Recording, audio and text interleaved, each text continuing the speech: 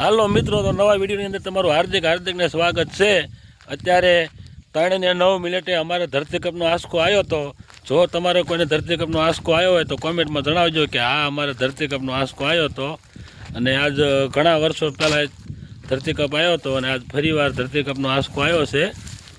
તો તમારે કોઈને કાસા પાસા મકાન હોય તો મારા વાલા ચેવતીને રહેજો, કારણ કે ધરતીકંપનો આંચકો આવે એટલે શું થાય એનું કાંઈ નક્કી કહેવાય નહીં, બરાબર।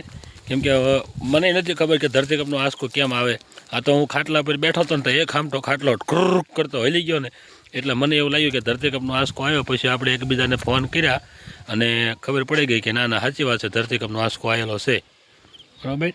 તમે જોઈ શકો છો આ બધું જમીન પણ ઘણી આડીઓળી ફરી ગઈ છે અને ધરતીકંપનો આંચકો આવ્યો 100%ની વાત છે। 2026ની અંદર ધરતીકંપનો આંચકો આવ્યો, 2002માં આવેલો હતો અને અત્યારે 2026ની અંદર ફરીથી ધરતીકંપનો આંચકો આવ્યો। તો જે કોઈને ધરતીકંપનો જે કોઈને ગામડામાં આવ્યો હોય ધરતીકંપનો આંચકો, તો મારા વાલીડા કોમેન્ટમાં જરાક જણાવજો કે અમારા ધરતીકંપનો આંચકો આવ્યો છે। તો આટલા વિડીયોની અંદર આટલું જ તે, જેને કોઈને ધરતીકંપનો આંચકો આવે તો જણાવો કે અમારા ધરતીકંપનો આંચકો આવ્યો, કયા કયા ગામમાં ધરતીકંપનો આંચકો આવ્યો છે એ કોમેન્ટમાં લખવાનું ભૂલતા નહીં, કારણ કે ધરતીકંપનો આંચકો તો બધાને આવ્યો જ હશે અને આવ્યો જ છે, એ પાકું જ છે। એટલે કોમેન્ટમાં લખજો હા અમારે આવ્યો ધરતીકંપનો આંચકો। બાકી જોવો આ આપણા થણા છે અને આ આપણા ઘઉં છે।